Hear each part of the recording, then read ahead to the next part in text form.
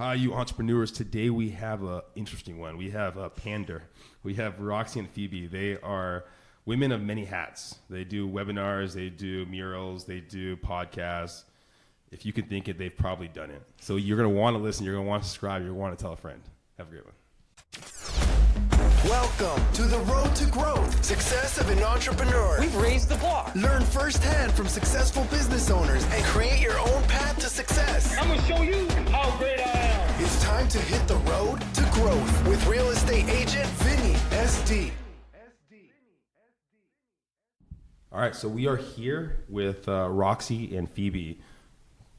Pandr. Yeah. We're Simply Pandr. Pandr. All right, so tell us a little about what you two do.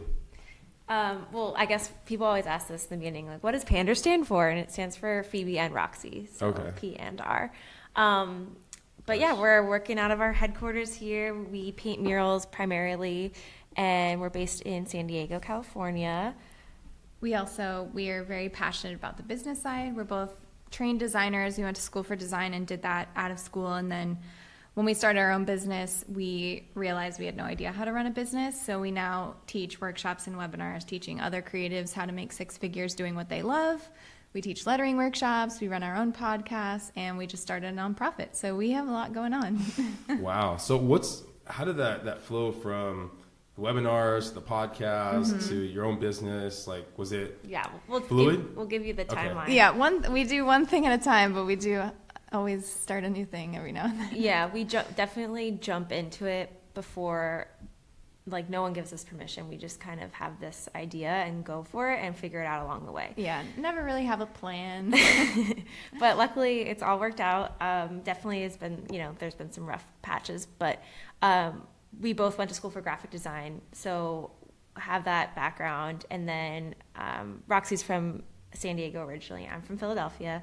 So I moved out here. We were both working different design jobs. Didn't know each other, but Roxy was Insta famous and was posting lettering every day on Instagram because she was smart and saw the, where Instagram was going and using it as a tool to get people to see your work. So I saw her work. I wasn't a paying client, but I was a fan, and I asked her if she would get drinks with me, which led to a few wine glasses and us starting a meetup group for San Diego lettering artists or enthusiasts. So total nerdo thing, but we planned a lot of meetups, doing just like fun, free activities. And then while we were doing that, we got asked to do a few commissions. One of them being a mural, which was always like a fantasy of ours since everything that we were doing is digital and on the computer. So going large scale was just something we'd always wanted to explore. So upon all this collaborating and doing little projects here and there, we decided separately also to quit our jobs. So Roxy jumped ship first, and then it was like a few months for me because I was jealous of her freedom, and it looked glorious. But we definitely, once we were there, you don't have actually that much savings, in the bank, and then it is like, small projects, few and far in between. So that first year was rough. Like, it's not glorious as like a lot of people make freelance out to be. Thank goodness now we're okay, but it took a while to get there. So let me recap. So Yeah. Phoebe, Yes. you asked Roxy you liked her stuff on Instagram. Yeah. And kind of harassed her until she said yes. Yeah. And I don't know if I harassed. I think it was like one DM. Yeah. All right, and so then you guys started a meetup group. Yep. And then you got a job. You got a job offer, and then brought... No, so we both were working different design jobs separately. Like, she worked for the newspaper, I worked for a bike company, and we both were kind of getting bored there. And then We got offered a mural job. Sorry. Gotcha. Gotcha. So the mural job. So was it offered together, or was it offered separately, and then one brought the other person in, or how did that work? Yeah, it was my roommate at the time. It's always nice when you have roommates that work for Red Bull. So she knew that I wanted to paint a mural, and she said, "Oh, we need a mural." Okay. So naturally, I wasn't going to do this by myself. Yeah. I'd never painted one before, so I brought on Roxy. Okay. Yeah, and then that's where the business kind of started. We fell in love with the process of muraling. We both, were ready to quit our jobs, so we went full force with it, and Yeah, we definitely struggled because we had no idea how to run a business, how to price for murals. That's not really something you can Google. But we just kind of figured it out. We learned as much as we could about business. We hired a business coach, and we just spent as much time as we could learning. And then we realized that, no one else in our industry knows what they're doing. So we felt like we needed to start teaching and sharing this information. So that's where the workshops and webinars came into play. So was it only after one mural that you decided to actually make the jump? Yeah, pretty much. Yeah, as I said, she went first. Yeah. And, you can tell them about the moment where you were like... Yeah, I was working a full-time design job, but it wasn't creatively fulfilling. I was sitting at a computer all day, and I was doing as much freelance as possible. Like, I was really trying to build my social media following, do as much work as possible, because I knew I wanted to work for myself. And towards the end of working at my full-time job, I called in sick one day to stay home and catch up on all my freelance work. And in that one day of catching up on freelance, I made more than 2 weeks at my job. Oh, wow. So that was the moment where I was like, I'm losing money by working full-time. I need to quit my job. And, anyone that works for themselves, that's not how every day is. But it gave me that motivation to just be like, this is the time. Why not try? To jump back, and so for Red Bull, for that job you got offered there, did they give you the price and you just said yes? Or because you guys at that time didn't know? Yeah, we didn't know what we were doing. And, quite frankly, we didn't have the authority to, say, oh, it's going to be, a couple grand, because we'd never painted one before. So it was definitely a risky job to do your first mural. Yeah, it wasn't for much money, but at the time it felt like it was a lot of money. But and then I would say we didn't catch on. We still were, we still do logos and branding and that kind of stuff, but we didn't think we were going to be a full-on mural business in the beginning. We didn't really see that catch on until probably mural 3 or 4, realizing that what we were creating were more than just art pieces. They're social media pieces, so stuff that people want to photograph and use as a backdrop and then share and share again. So even that was 3 years ago, that wasn't even as big of a thing. Now you see Instagram backdrops everywhere, but yeah. So was there always been a good synergy between you two from the start? Okay. Yeah, we really learned quickly that we work really well together. We have a good balance, but also it helps that neither of us really knew what we were doing because we learned everything together, and so we're always on the same page because we learned all the business stuff at the same time. So we never really have any conflict. So we work really well together. If there is any conflict, who takes control? We take turns. Yeah, it depends on what the situation is. Yeah. So you got to the point now where you have the webinars, you have the podcast, you're doing the murals. It wasn't easy, I'm guessing, the whole way out. Yeah. Definitely not. All right, so what are some of the hiccups? What are some of the mistakes you guys made? Well, anytime there was ever a mistake made with a client, it usually came down to if we didn't charge enough, then we started feeling like taken advantage of, or if our contract wasn't tight enough. And so in the beginning, as we were doing everything by ourselves, now we have a lawyer doing all that stuff for us, but we were doing all our contracts and stuff ourselves, and we had never gone through really the projects that we were doing, so we didn't really think of things that could possibly go wrong. So anytime something went wrong, it was, a hole in the contract. Yeah. But even having a lawyer now, he doesn't know what goes into painting a mural in that process. So there was a lot of education. Even you can have the best lawyer in the world, but if they don't know what your business is or what you typically go through, they're not going to foresee these crazy happenings. We've had really, really random stuff happen, on jobs. This last job that we did, we show up and we weren't allowed to use a ladder to paint this thing, and it's 13 feet high.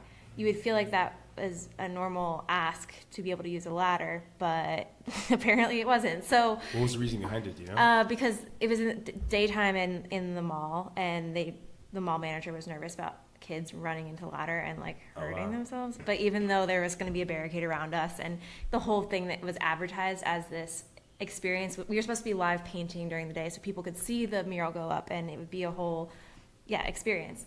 So that seems self-explanatory, but now we're oh, okay, I guess we have to put in the contract that we're allowed to have a ladder for a 13-foot tall mural. So how did you guys overcome it?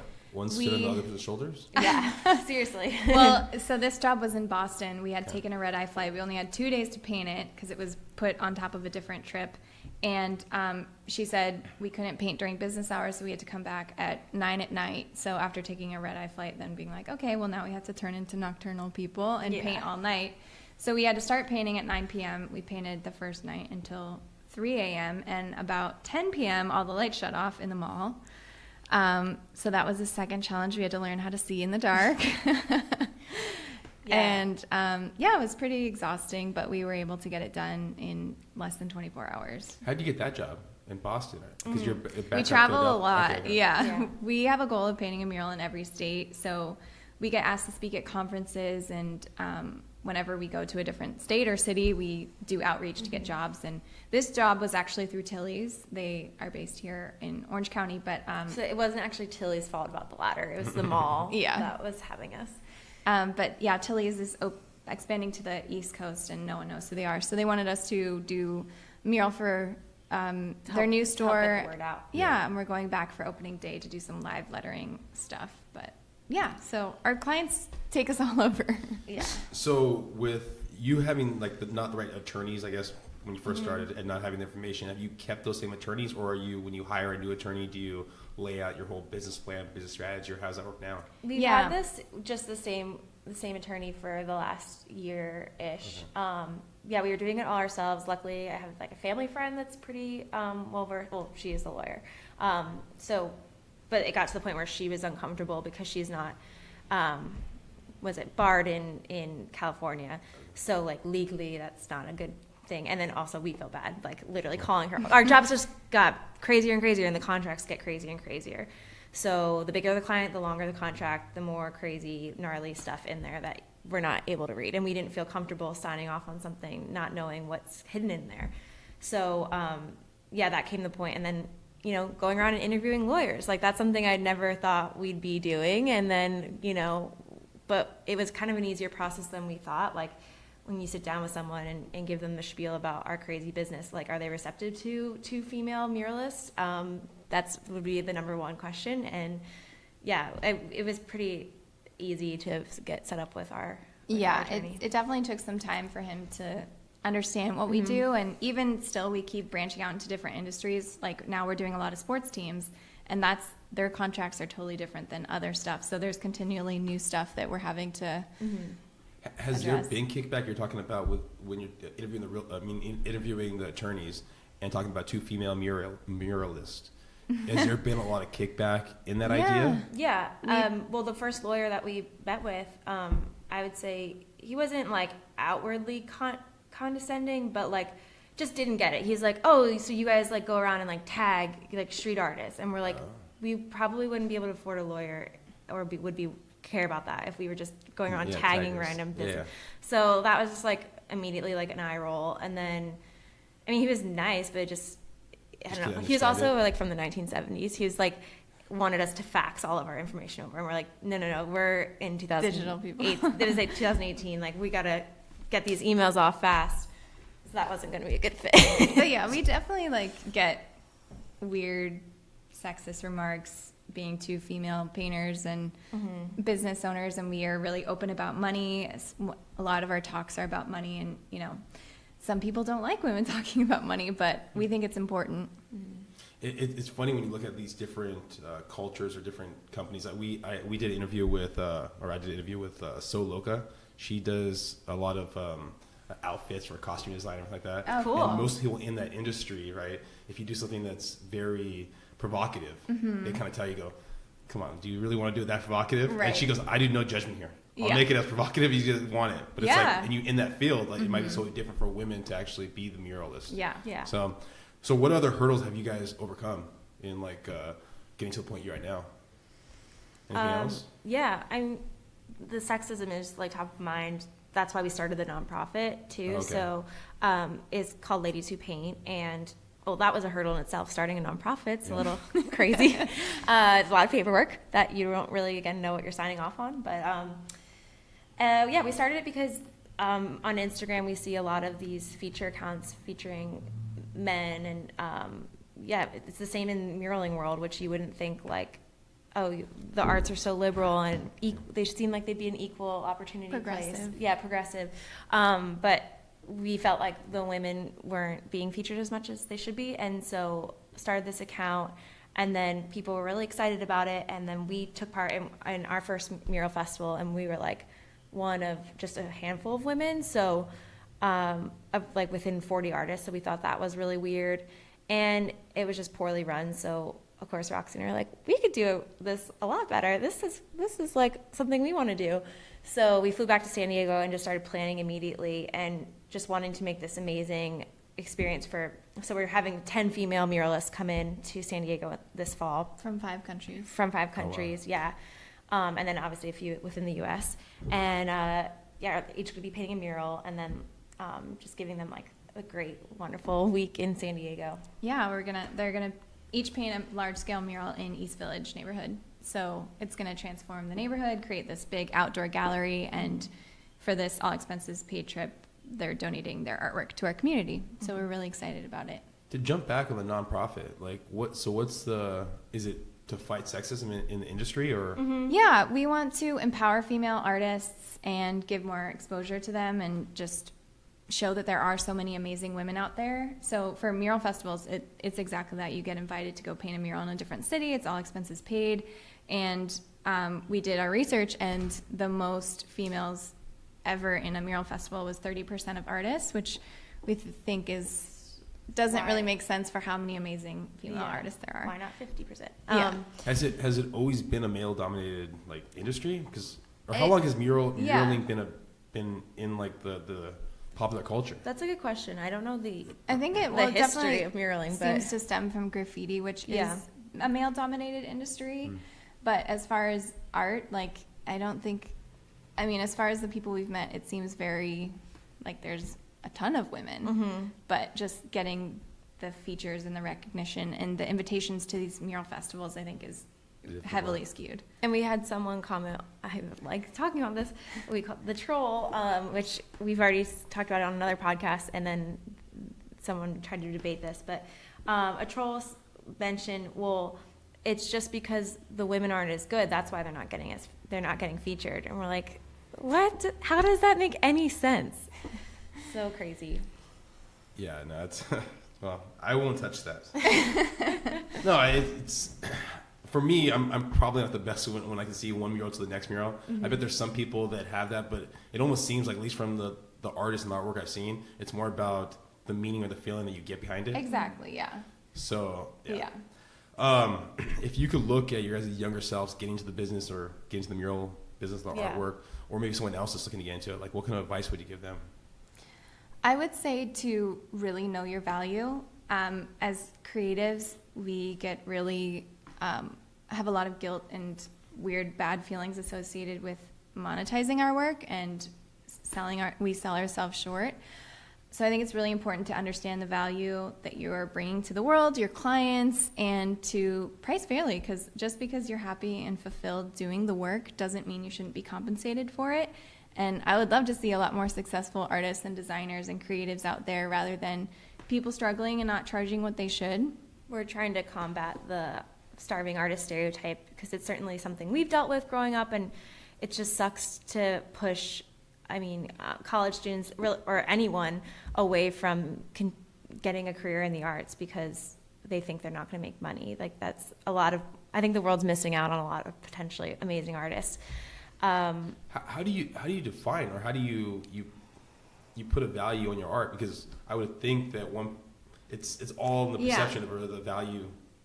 Yeah, it is I'm definitely older. all on perception, but if there was more of a standardized base pricing, and then working your way up, because, we, in just a couple years, have turned our passion that we were doing for like 50 cents. for nothing, we turned it into, we made over $250,000 last year, and we're just, again, 2 female muralists. Yeah, and talking about it, I think how do we figure out these numbers is by all creatives and artists talking about their numbers, because it is this like very hush-hush thing versus under other industries, which is really weird. And that's what we're talking about. It hurts everyone because, we've certainly been undercut by other muralists, and we get sad because we lose a job, but we're also just sad for that artist who did get the job because they're not charging as much as they should be. Like everyone, it just sucks for everyone.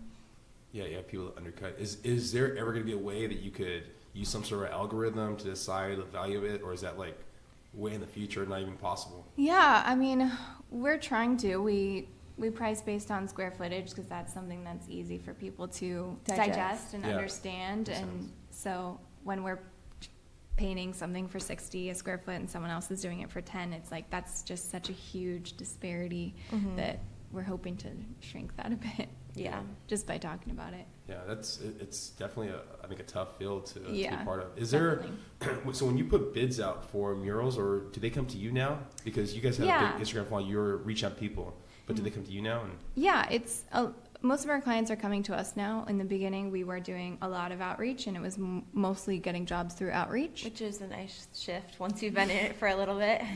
Yeah, we can. I'm not saying we're resting easy, but like, yes, I could say 75% come to us at this point. And so do they already have an understanding of what the pricing is going to be then? I would say bigger companies should. That's the idea, but also sometimes bigger companies want to take advantage. So we do still have to do a fair amount of education in terms of how it works with us. I mean, it's again, though it's different when they work with another artist. So, but yeah, the square footage thing is pretty like set in stone, easy to spell out for them. Okay, so what's next? You guys doing your murals, doing your webinars, doing your podcast, doing the nonprofit, Yeah. probably building houses on the side. Yeah. What else is next for you ladies? A lot of, we're still, like I said, we're trying to paint a mural in every state, so we're slowly knocking off states. How many states do you have so far? We have 16 so Yeah. far. 16. So what are some of the main states you're looking for right now? Main states, well, we still want to paint a mural in Hawaii.